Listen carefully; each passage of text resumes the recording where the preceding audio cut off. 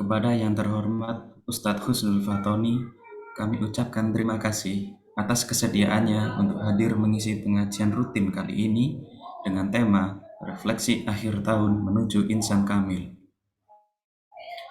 Pertama-tama, marilah kita panjatkan puji syukur kehadirat Allah Subhanahu wa Ta'ala karena atas berkat rahmat, taufik, dan hidayahnya, kita semua masih diberikan kesehatan sehingga dapat berkumpul dalam acara ini. Kedua, sholawat serta salam tercurahkan kepada junjungan kita Nabi besar Muhammad Sallallahu Alaihi Wasallam yang telah membawa agama Islam sebagai agama yang diridhoi oleh Allah Subhanahu Wa Taala yang kita ikuti dan pegang erat hingga akhir zaman.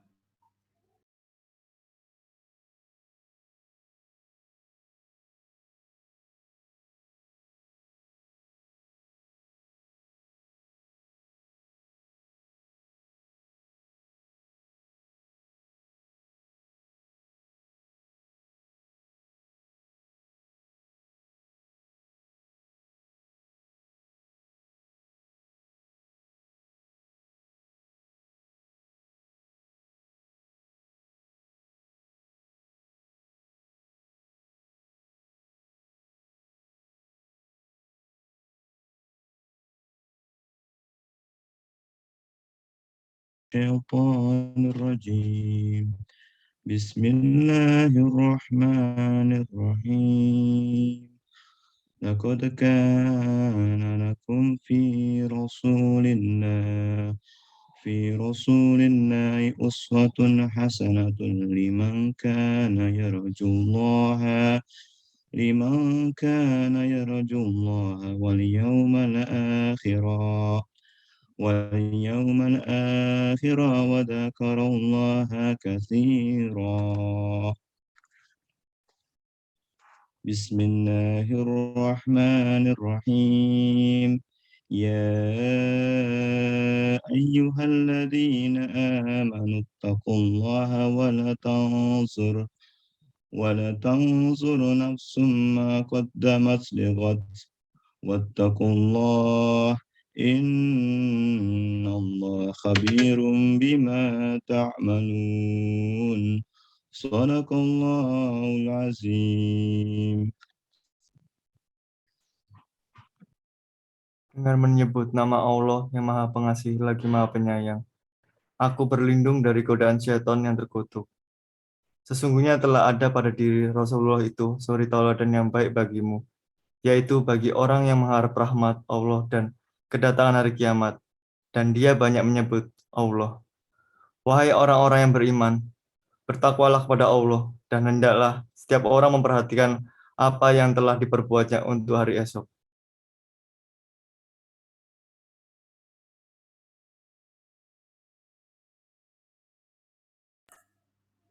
Amin, amin ya Rabbal Alamin. Terima kasih kepada Dr. Tommy yang telah membacakan ayat suci Al-Quran dan Dr. David yang telah membacakan seri tilawah. Semoga kita semua di sini yang mendengarkan mendapatkan pahala dan manfaatnya. Selanjutnya kita akan beranjak ke acara inti, yaitu tausiah mengenai refleksi akhir tahun menuju insan kamil. Kepada Ustadz Husnul Fatoni, waktu dan tempat kami persilahkan.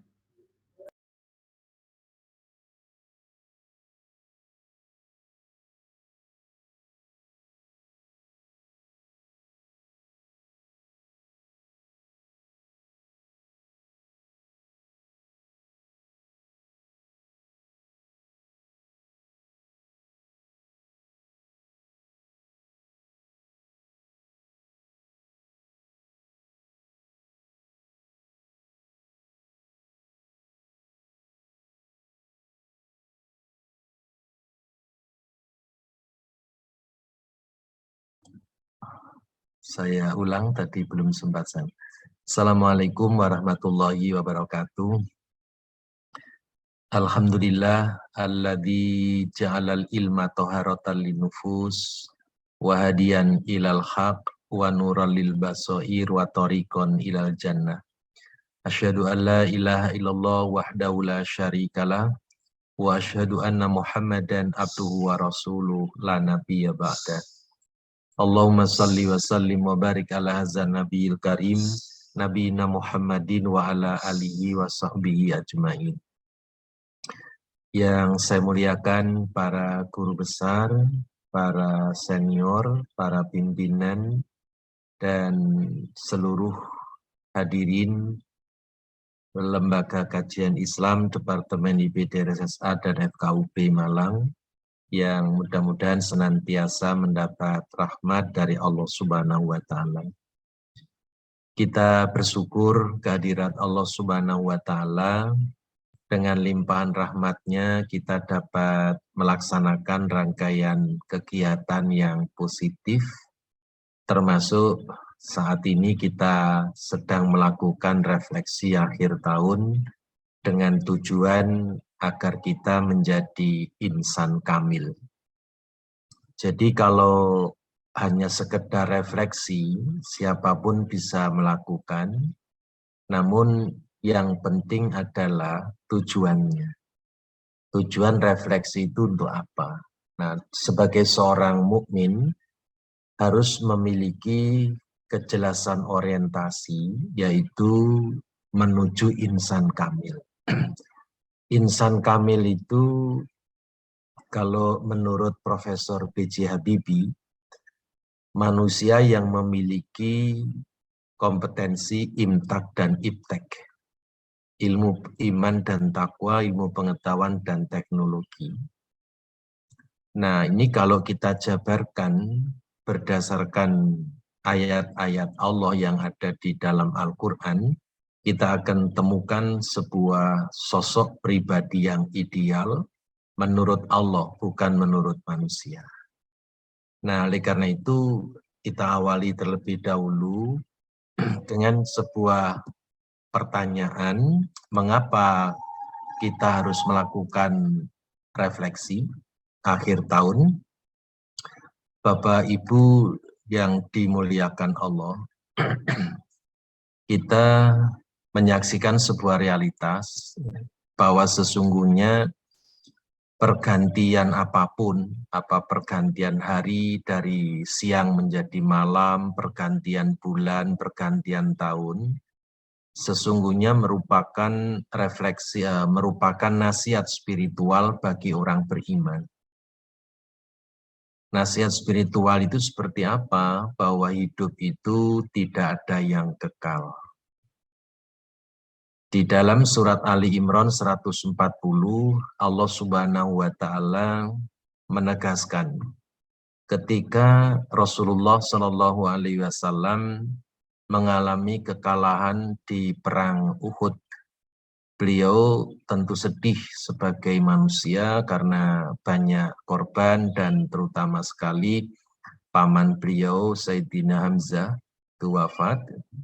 Maka Allah Subhanahu wa Ta'ala memberikan hiburan atau jawaban bahwa al-yauma nudawilu bainan nas.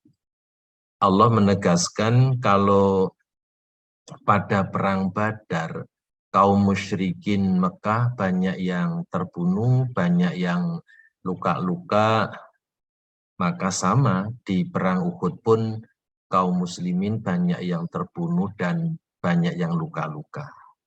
Lanjutan ayat, al-yauma nudawilu bainan nas. Bahwa Allah itu mempergilirkan kemenangan dan kekalahan, kesuksesan dan kegagalan, keuntungan dan kerugian dalam kehidupan manusia. Maka yang harus dipahami adalah bahwa ada nasihat spiritual di balik sebuah pergantian itu. Kemudian konsekuensinya, setiap ada pergantian, itu harus diyakini sebagai sunatullah yang harus diterima dengan ikhlas dan dewasa. Jadi setiap ada kemenangan, ya pasti ada kekalahan. Setiap hari kita selalu berganti siang dan malam. Dan yang sangat terkait dengan refleksi kita adalah surat Yasin 68. Surat Yasin 68, Allah Subhanahu wa Ta'ala menyuruh kita memikir tentang perjalanan umur kita. Wa man nu'ammirhu nunakisu fil khalqi afala yaqilun. Dan barang siapa yang kami panjangkan umurnya, maka kami kembalikan ke asal kejadiannya. Mengapa mereka tidak memikirkan? Bapak Ibu yang dirahmati Allah, surat Yasin 68 ini mengandung 3 nasihat tentang kehidupan. Dan nasihat ini baru akan diperoleh kalau kita melakukan refleksi untuk bisa menjawab pertanyaan Allah, mengapa mereka tidak memikirkan. Nah, kalau memikirkan pasti akan memperoleh nasihat spiritual dari Allah Subhanahu wa Ta'ala. Nah, 3 nasihat yang bisa kita peroleh dari surat Yasin 68 itu, pertama bahwa setiap kita ini bertambah umur, sesungguhnya jatah hidup yang diberikan Allah itu berkurang. Umur kita ini berkurang setiap detik. Jadi perjalanan hidup kita ini berjalan dari detik, menuju menit, menuju jam, menuju hari, menuju bulan, menuju tahun, menuju detik, ajal ditetapkan Allah. Nah, maka hasil refleksi ini harus melahirkan sikap. Sikap kita apa? Fastabiqul khairat, dalam mengisi umur itu. Jangan sampai umur disia-siakan. Nasihat yang kedua, bahwa setiap bertambah umur, anugerah Allah itu dikurangi.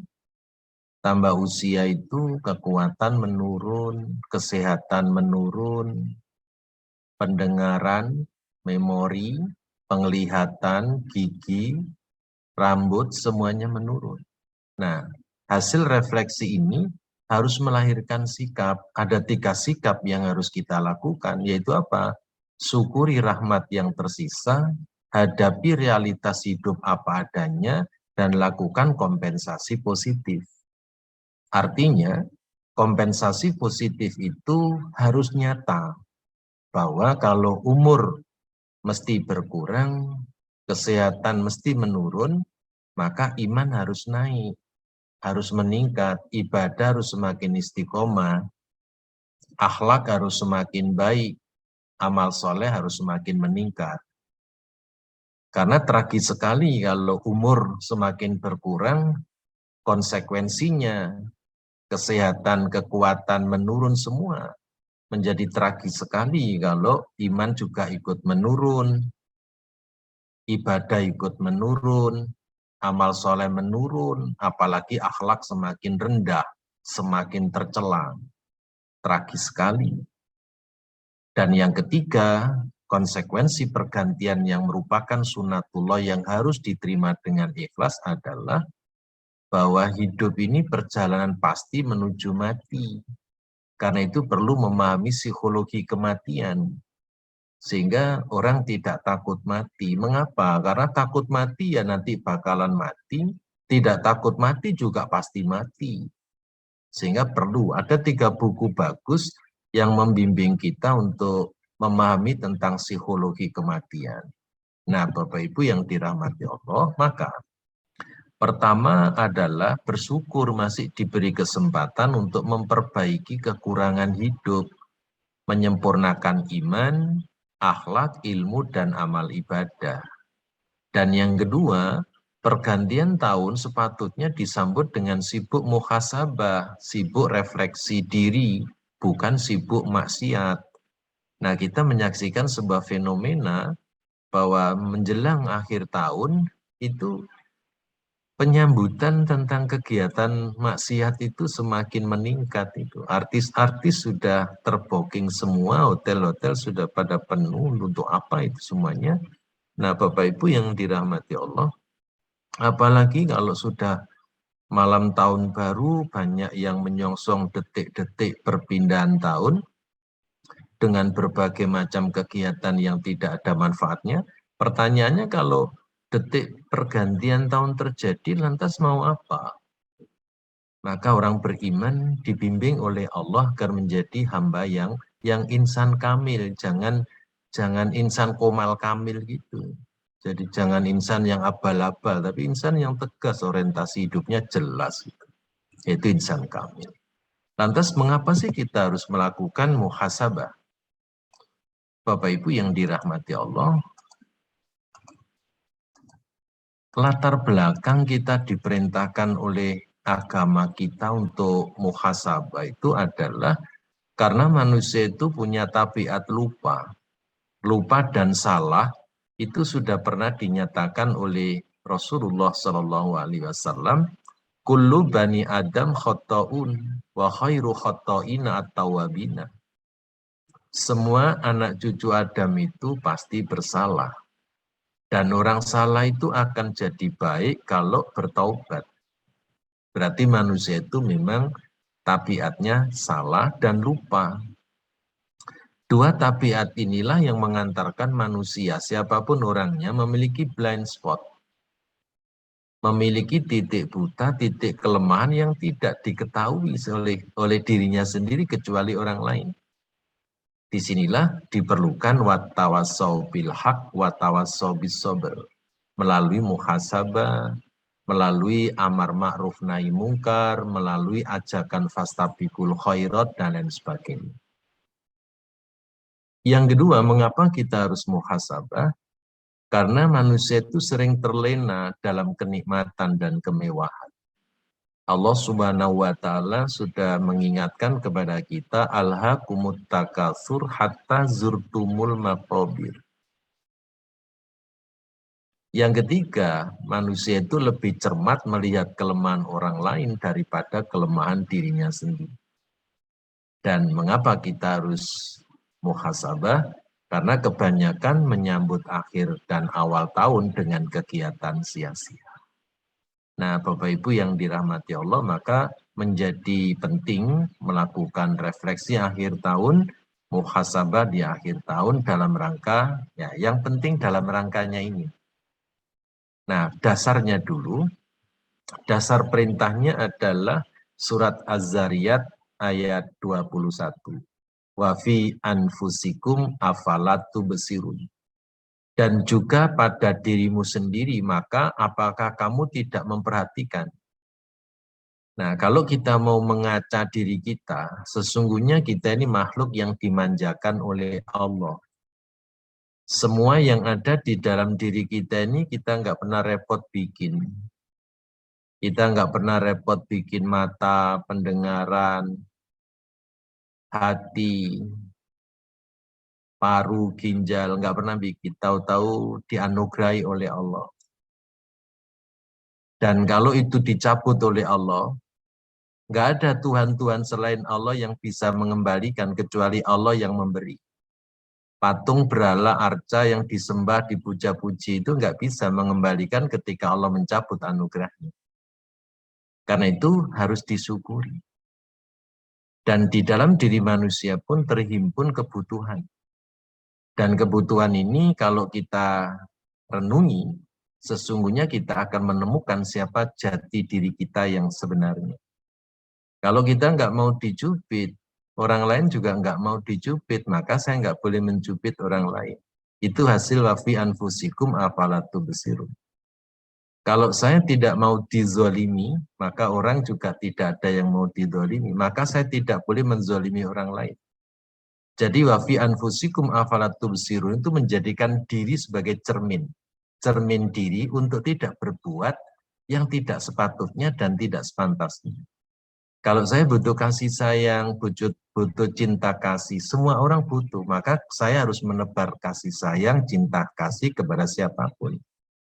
Dan kalau kebutuhan ini tidak terpenuhi, manusia menjadi tidak seimbang hidupnya. Ayat ini sudah difirmankan oleh Allah jauh sebelum Abraham Maslow membangun teori tentang hierarki kebutuhan hidup manusia. Jauh sebelum itu, ayat ini sudah diturunkan oleh Allah. Hanya saja sebatas dibaca akhirnya nggak menemukan makna dan pesan moral yang dikandung di dalam ayat ini.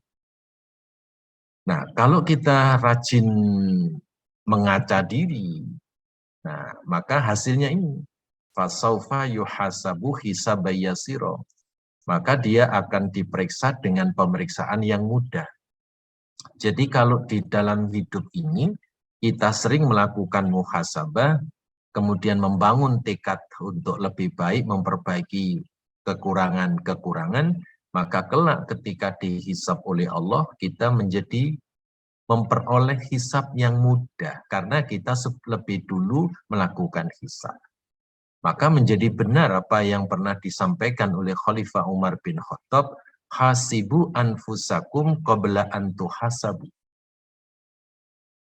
Hitung-hitung dirimu sebelum kamu dihitung di hari hisab nanti. Nah, Bapak Ibu yang dirahmati Allah, inilah tujuan kita muhasabah refleksi akhir tahun, tujuannya untuk mencapai insan kamil. Insan kamil itu manusia sempurna. Bisa dipahami dari berbagai sudut pandang maupun berbagai teori. Namun idealnya, sosok ideal insan kamil itu di dalam Al-Quran sudah kita temukan sebanyak ini. Jadi insan kamil itu manusia yang haqqa tuqatihi.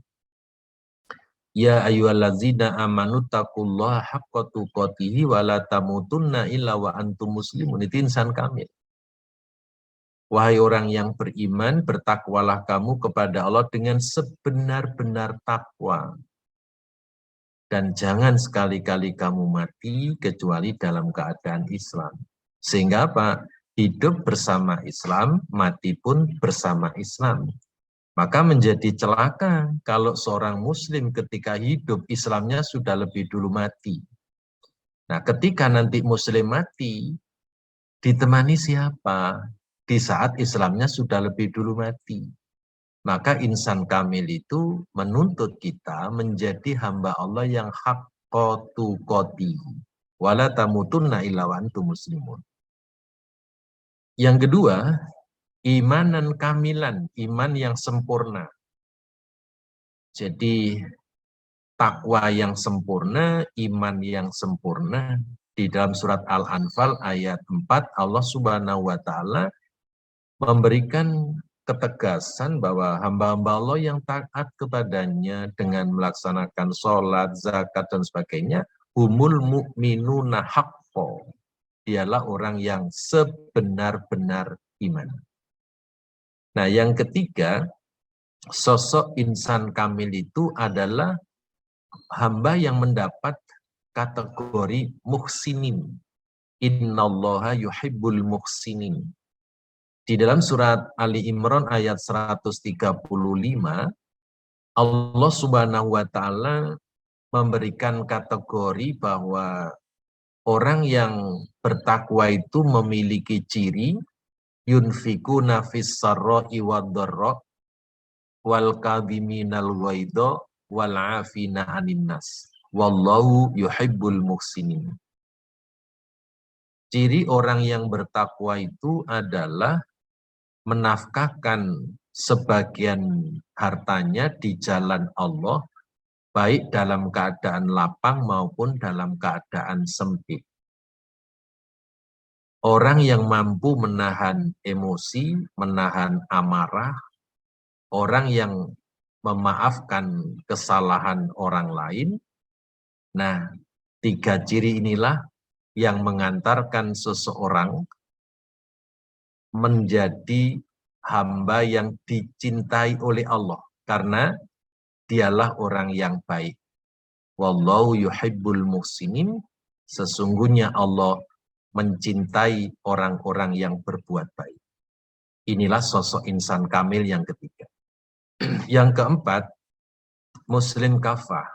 Dalam surat Al-Baqarah ayat 208, Allah Subhanahu wa taala memerintahkan ya ayyuhallazina amanu dkhulu fisilmi kafah. Wahai orang-orang yang beriman, berislamlah kalian, masuklah kalian ke dalam Islam secara totalitas. Secara sempurna. Jangan setengah-setengah. Jangan jadi muslim abal-abal. Jangan jadi muslim status. Jangan jadi muslim aksesoris. agama tidak bisa dibuat aksesoris. Agama itu petunjuk dari Allah agar hidup kita selamat dunia akhirat. Tidak bisa dibuat abal-abal, setengah-setengah, apalagi masuk kategori muzabzabin. Tidak jelas dia kafir atau muslim. Jadi udkhulu fisilmi kafa menuntut totalitas dalam berislam. Dan Bapak Ibu yang dirahmati Allah, insan kamil itu akan meraih hayatan thayyibah, yaitu kehidupan yang baik. Di dalam surat An-Nahl ayat 97, Allah Subhanahu wa Ta'ala menjanjikan hayatan thayyibah bagi orang yang beriman dan beramal soleh. Allah berfirman, "Man amila solihan min zakarin au unsa wa huwa mu'minun falanuhyiyannahum hayatan thayyibatan walanajziyannahum ajrahum biasani ma kanu ya'malun." Barang siapa yang beramal soleh, baik laki-laki maupun perempuan, dalam keadaan beriman, Allah menjanjikan dua hal. Sungguh akan kami berikan hayatan thayyibah, kehidupan yang baik. Dan sungguh kami akan memberikan balasan yang lebih baik dari apa yang telah mereka kerjakan. Nah, Bapak Ibu yang dirahmati Allah, inilah sosok insan kamil. Dan poin terakhir yang kelima itu, sesungguhnya masih ada tahapan yang sangat sistemik dan integral. Yaitu apa? Manusia itu mustahil mencapai hayatan thayyibah. Manusia itu mustahil mencapai kehidupan yang baik kalau tidak diawali makan makanan yang halal dan thayyib. Jadi manusia itu kalau mentaati perintahnya Allah, ya ayuhan nas, kulu mimma fil ardi halalan thayyibah. Wahai sekalian manusia, makanlah apa saja yang ada di muka bumi ini yang halal dan baik. Wala tattabi'u khutuwatis syaiton. Jangan kalian mengikuti budaya setan dalam mencari makan. Innahu lakum aduwwum mubin, sesungguhnya setan itu musuh yang nyata bagi. Ayat ini membagi manusia menjadi dua. Kalau manusia itu dalam mencari makan, mengikuti perintahnya Allah halalan thayyibah, dia menjadi Abdullah, hambanya Allah. Tapi kalau di dalam mencari makan, menghalalkan segala cara, menjadi abdus syaiton, hambanya setan. Jadi satu ayat ini luar biasa, manusia menjadi dua bagian dalam mensikapi makan. Kalau mencari makan halalan thayyibah, jadi Abdullah, hambanya Allah. Tapi kalau menghalalkan segala cara, jadi hambanya setan. Nah, maka untuk mencapai hayatan thayyibah harus dimulai dari halalan thayyibah. Lebah itu menjadi makhluk baik, terhormat, mulia karena yang dimakan baik-baik. Nah, orang beriman itu ditamsilkan oleh Rasulullah SAW, masalul mu'minina kamasalin nahli. Perumpamaan orang beriman itu seperti lebah. In akalat thayyibatan. Kalau makan yang baik-baik. Karena yang dimakan baik, yang dikeluarkan baik. In waqa'at ala hadin nahrin lan tukri. Lebah itu kalau hinggap di dahan yang rapuh sekalipun tidak merusak. Artinya orang beriman itu di mana-mana seperti lebah, tidak menjadi troublemaker. Tidak menjadi tukang adu domba, tukang namimah. Tapi tidak pernah merusak lingkungan, tidak pernah merusak sistem, tidak pernah merusak situasi dan kondisi. Nah, maka orang itu kalau ingin hidupnya hayatan thayyibah, itu harus dimulai dengan makannya halalan thayyibah. Kalau tidak, maka seperti lalat, yang dimakan cuma barang-barang yang menjijikkan, yang hina, tempatnya juga tempat terhina. Nah, Bapak Ibu yang dirahmati Allah, lanjutannya adalah, kalau orang itu yang dimakan halalan thayyibah, hidupnya dijamin hayatan thayyibah, maka keturunannya dijamin pula keturunan yang zuriatan thayyibah, keturunan yang baik-baik. Bagaimana menjadi keturunan yang baik kalau konsumsi asupan yang setiap hari dimasukkan ke dalam perut keturunan hasil korupsi, hasil manipulasi, hasil riba.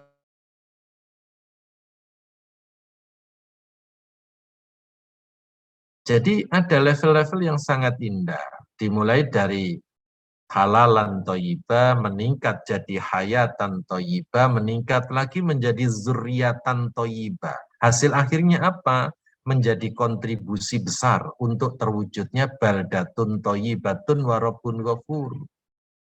Negeri itu menjadi baik karena bangsanya yang dimakan baik-baik.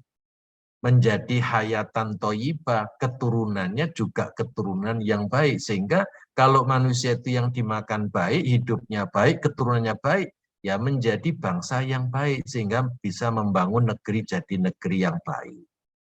Nah itulah sosok insan kamil. Nah maka sekarang mari kita lakukan. Muhasabah itu wilayah seperti apa sehingga harus mengantarkan, sehingga menjadi kita menjadi insan kamil. Karena insan kamil ideal seperti ini, maka kita harus memahami ruang lingkup muhasabah.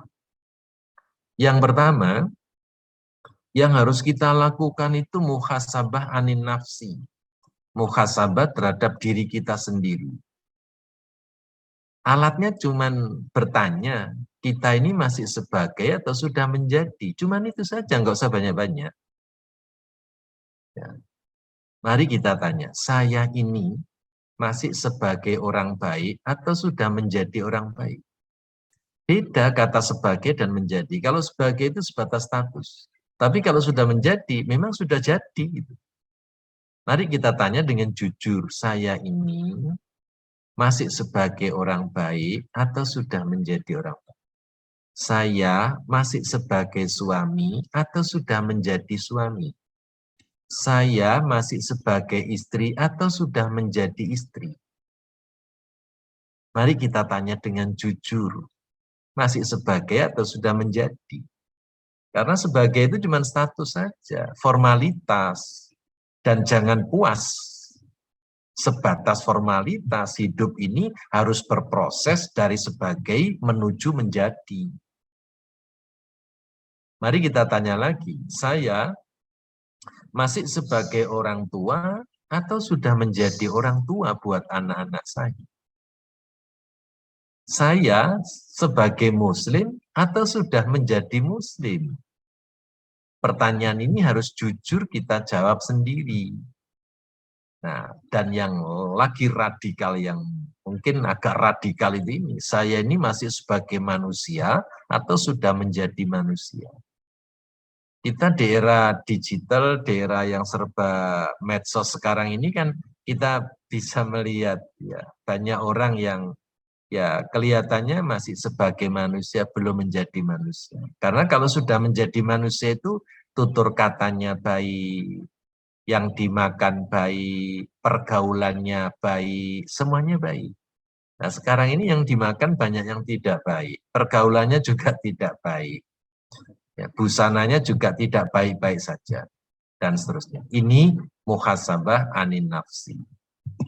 Yang kedua, muhasabah ini harus menemukan jati diri. Nah, jati dirinya ini. Jadi mengoreksi diri sampai menemukan jati diri, dari mana saya berasal, untuk apa saya hidup, kemana akan kembali. Bapak Ibu yang dirahmati Allah, inilah realitas pemahaman kita tentang ayat istirja. Jadi ayat istirja itu kan mengatakan innalillahi wa inna ilaihi raji'un. Semuanya berasal dari Allah, miliknya Allah, untuk hidup di dunia, dan nanti akhirnya semua miliknya Allah itu, apa yang dititipkan kita atau kita sekalian akan kembali kepada Allah. Dalam terminologi Jawa itu, orang yang bijak itu kalau paham tentang sangkan paraning dumadi, dari mana saya berasal, untuk apa saya hidup, dan kemana saya akan kembali. Ini perolehan atau capaian dari muhasabah anin nafsi. Yang kedua, muhasabah anil umuri, merenungi perjalanan umur dengan kesadaran bahwa umur berjalan pasti tanpa henti. Seperti gerak jalan sehat, semakin jauh meninggalkan start, maka semakin dekat menuju finish. Nah, yang ketiga, muhasabah anil amali, mengevaluasi amal perbuatan kita. Lebih dominan ibadah atau maksiat. Lebih dominan amalan yang bermanfaat untuk diri dan orang lain atau lebih sering merugikan diri dan orang lain. Apakah amalan lebih bersifat duniawi atau lebih dominan ukhrawi? Ini muhasabah anil amali. Kemudian yang keempat, muhasabah anil amwal. Merenungi harta yang kita kelola ini. Dari mana harta itu didapat, untuk apa harta itu dipergunakan. Dipergunakan di jalan Allah atau dipergunakan di jalan kesesatan. Lebih mendekatkan diri kepada Allah atau justru sebaliknya, dengan harta semakin jauh dari Allah. Lupa mati, lupa hisab.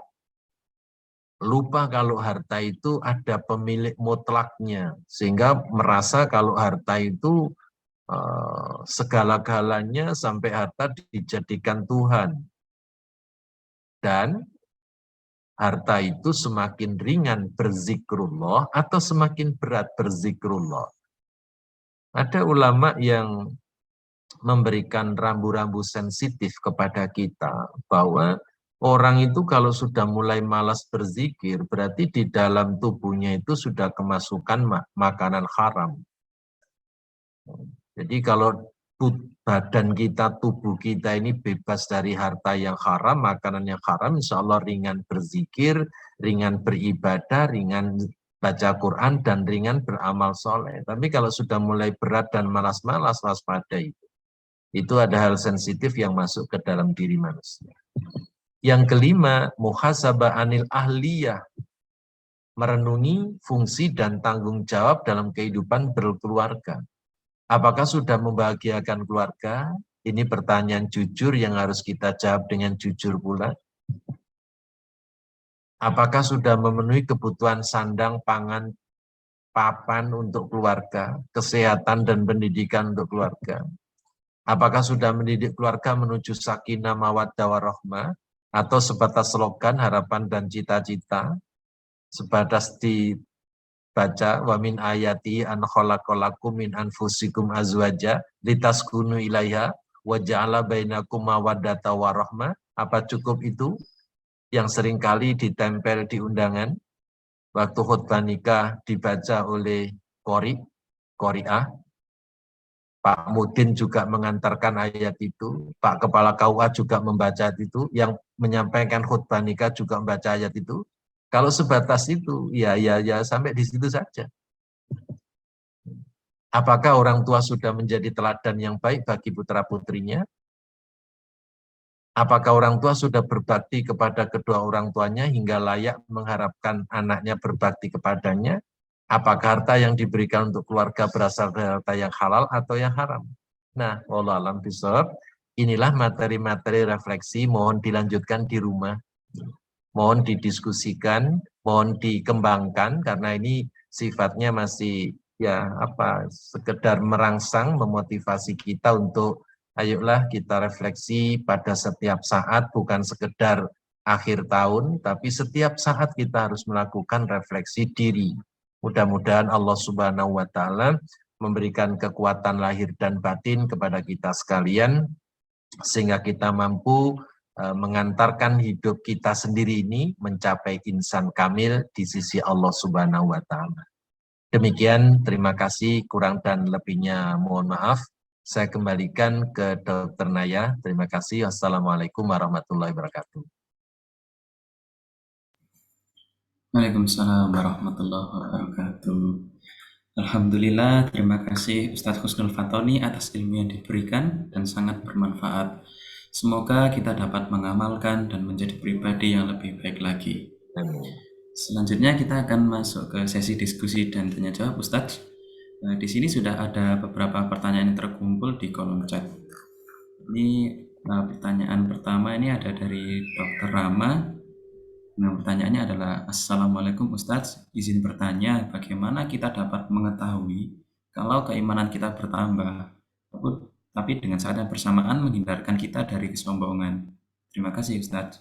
Mungkin dari Ustadz Husnul Fatoni bisa dijawab dulu. Terima kasih. Baik, Dr. Ahmad. Jadi sesungguhnya untuk mendeteksi keimanan itu pertama kita ini punya sikap sami'na wa ta'na apa tidak terhadap perintah Allah dan Rasul. Jadi setiap perintah Allah dan Rasul itu kita sikapi wa qalu sami'na wa ta'na, itu tanda iman kita ada peningkatan. Kalau perintah dan larangan Allah sikapnya disikapi dingin-dingin saja, maka ya sedingin itu pula keimanan kita. Allah Subhanahu wa Ta'ala berjanji bahwa kalau iman itu terjaga dengan baik, Allah menambahkan liyazdadu imanan ma'a imanihim. Jadi kalau keimanan itu dilanjutkan dengan ketaatan, dengan sikap sami'na wa ata'na, Allah menambah liyazdadu imanan ma'a imanihim. Ini dalam surat Al-Fatah. Nah, yang ketiga, di dalam surat Al-Anfal, orang itu kalau mendengar ayat suci Al-Quran, keimanannya bertambah, perasaan dekat dengan Allah pun bertambah, itu juga tanda iman kita meningkat. Oleh karena itu, setiap ada ayat yang kita dengar atau yang kita baca, baik kita dengar ketika sholat berjamaah, atau kita dengar ketika ada acara seperti hari ini, atau di forum-forum yang diawali dengan pembacaan ayat suci Al-Quran, kita diperintahkan dengar. Wa idza quri'al Qur'anu fastami'u lahu wa ansitu la'allakum turhamun. Apabila dibacakan Al-Quran, maka dengarkanlah dan diamlah, agar supaya kamu mendapat rahmat. Jadi dengar dan diam. Diamnya bukan sekedar diam membisu, tapi menggerakkan kesadaran dan kecerdasan spiritual kita untuk memaknai pesan moral ayat-ayat yang kita dengar. Apalagi ketika kita membaca. Ketika membaca Quran itu harus angen-angen sak maknani, mencapai tingkat bacaan tadabbur, bukan sekedar qiraatul Quran, tapi tilawatil Quran. Itu tadabbur. Termasuk orang itu kalau imannya bertambah, itu kalau selalu memunculkan watak empati dan altruistik. Rasulullah SAW menegaskan, ma'amana bi man bata sab'an wa jaru jai'un wa huwa ya'lamu. Tidak termasuk orang yang beriman kepadaku kalau semalaman tidur nyenyak karena kekenyangan, sedangkan tetangganya tidak bisa tidur karena kelaparan. Wa huwa ya'lamu bi. Dia tahu tapi tidak mau tahu. Jadi orang itu kalau egois, individualis, mentingkan diri sendiri, tidak peduli dengan penderitaan dan kesulitan orang lain, maka oleh Rasulullah dinyatakan tidak termasuk orang yang beriman kepadaku. Artinya sudah tidak beriman, tidak diakui sebagai umat Rasulullah SAW. Fatal itu. Karena itu mengasah sensitivitas terhadap penderitaan orang lain, kesulitan orang lain, itu menjadi bagian yang tidak boleh diabaikan dalam peningkatan keimanan. Masih banyak Dr. Rama kalau kalau dibicarakan, saya takut kalau yang lain tidak kebagian kesempatan, karena sudah banyak yang masuk chat ini ya. Monggo Dr. Naya, silakan dilanjut. Baik, terima kasih Ustadz. Kita akan ke pertanyaan berikutnya ya. Ini dari Dr. Adam, yaitu izin bertanya terkait bagaimana meningkatkan keimanan kita ketika kondisi kita sedang futur. Terima kasih Ustadz. Sedang, kondisi Futur. kita sedang Futur Ustadz. Oh, sedang futur ya. Ya, jadi begini. Rasulullah Shallallahu Alaihi Wasallam di dalam riwayat Muslim, beliau bersabda, "Badiru bil a'mali fitanan kakito illail muslim, yusbihur rajulu mu'minan wa yumsi kafiron wa yumsi mu'minan wa yusbiha kafiron yabi'u dinau bi ardi minat dunya." Bersegeralah beramal, karena akan datang fitnah besar menimpa kalian seperti gelap menyelimuti malam. Pagi hari seseorang masih beriman, sore hari sudah berubah menjadi kafir. Sore hari seseorang masih beriman, pagi hari sudah berubah menjadi kafir. Dijual imannya, ya bi'udinau bi'ardi minat dunya. Dijual imannya untuk kepentingan dunia. Hadis Rasul ini warningnya sangat serius. Bahwa di akhir zaman itu akan muncul fitnah seperti gelap menyelimuti malam. Kalau sudah gelap menyelimuti malam, kita nggak bisa membedakan bainal haq wal batil. Menghadapi situasi seperti itu, Rasul memberi petunjuk cerdas. Badiru bil a'mal, segera beramal. Dengan kata lain, amal soleh itu bentengnya iman. Amal soleh itu pupuk suburnya iman.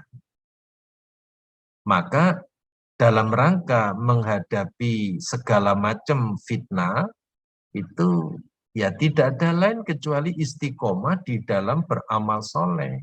Motivasinya fastabiqul khairat, karena awal sabda Nabi mengatakan badiru bil a'mal, segeralah beramal.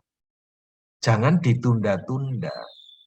Dalam beramal yang semangatnya fastabiqul khairat itu tercermin dalam sabda Nabi, idza asbahta fala tandiril masa wa idza amsaita fala tandiris sabah.